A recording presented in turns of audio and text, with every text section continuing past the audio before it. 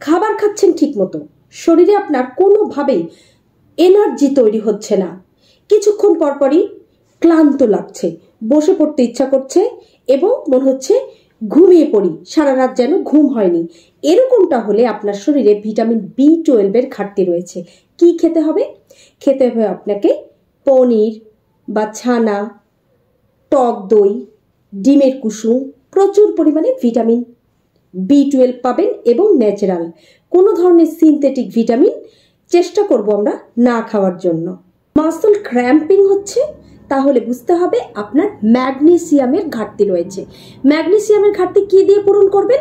ভীষণ সহজ, যে কোনো ধরনের সবুজ শাক, পালং শাক, কলমি শাক, এই সকল ধরনের সবুজ শাকের মধ্যে রয়েছে প্রচুর ম্যাগনেসিয়াম।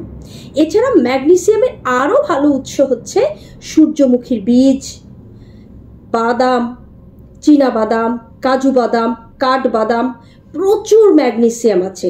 যদি মনে হয় স্কিনে প্রচুর ড্রাইনেস, স্কিন শুষ্ক এবং খুব ফ্যাকাশে দেখাচ্ছে, তাহলে আপনার ওমেগা-3 ফ্যাটি অ্যাসিডের অভাব রয়েছে।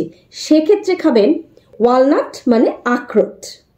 যদি খুবই চুল ঝরতে থাকে, অবিরাম চুল ঝরে যাচ্ছে, বন্ধ হচ্ছে না, আপনি ভাবছেন ক্যালসিয়ামের অভাব?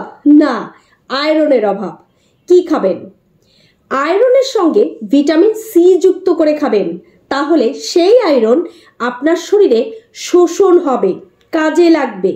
সেক্ষেত্রে আপনি লাল শাক জুস করে বা পালং শাক হালকা সেদ্ধ করে জুস করে তাতে লেবুর রস মিশিয়ে খান, খুব দ্রুত সেই আয়রন আপনার বডি অ্যাবজর্ব করতে পারবে।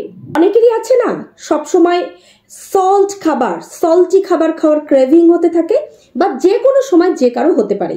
যদি এমনটা হঠাৎ করে আপনার মধ্যে হয় যে খুব সল্টি খাবার খেতে ইচ্ছা করছে, তাহলে আপনার এখনকার জন্য ইলেকট্রোলাইটসের ইমব্যালেন্স হয়েছে। ইলেকট্রোলাইটসকে দ্রুত ব্যালেন্স করার জন্য 4টি টমেটো অল্প পরিমাণ পানি দিয়ে ঢেকে সেদ্ধ করুন। সেদ্ধ হয়ে গেলে বা পানি শুকিয়ে গেলে একটু ঠান্ডা করে টমেটোর ওপরের পাতলা স্কিনটা ছাড়িয়ে সুন্দর করে ব্লেন্ড করে তাতে একটু হলুদের পাউডার, একটু গোলমরিচের পাউডার মিশিয়ে খেয়ে ফেলুন শরবতের মতো। মাত্র 3 থেকে 5 দিনের মধ্যেই আপনার বডিতে ইলেকট্রোলাইটসের ব্যালেন্স হয়ে যাবে। যদি রাতের বেলায় দেখতে অসুবিধা হয়, দূরে দেখতে পাচ্ছেন না রাতে, তাহলে আপনার ভিটামিন এ এর ঘাটতি রয়েছে। এটা আমরা সবাই জানি। সকল ধরনের পাকা হলুদ ফলের মধ্যে প্রচুর ভিটামিন এ রয়েছে। পাকা কলা, পাকা পেঁপে, এইসব খাবার বেশি করে খান।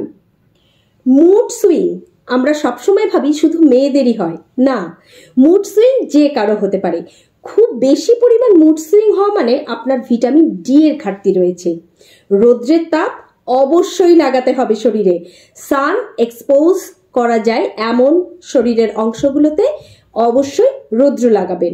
সেই সঙ্গে খেতে পারেন ভিটামিন ডি রয়েছে এমন খাবার, যেমন দুধ ভিটামিন ডি এর ভালো উৎস।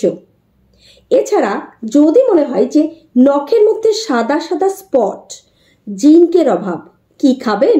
দুধের তৈরি যে কোনো খাবার, যেমন টক দই, পনির, ছানা বা সরাসরি দুধ, বাদাম, শিম, এইগুলো খাবারে প্রচুর জিঙ্ক রয়েছে।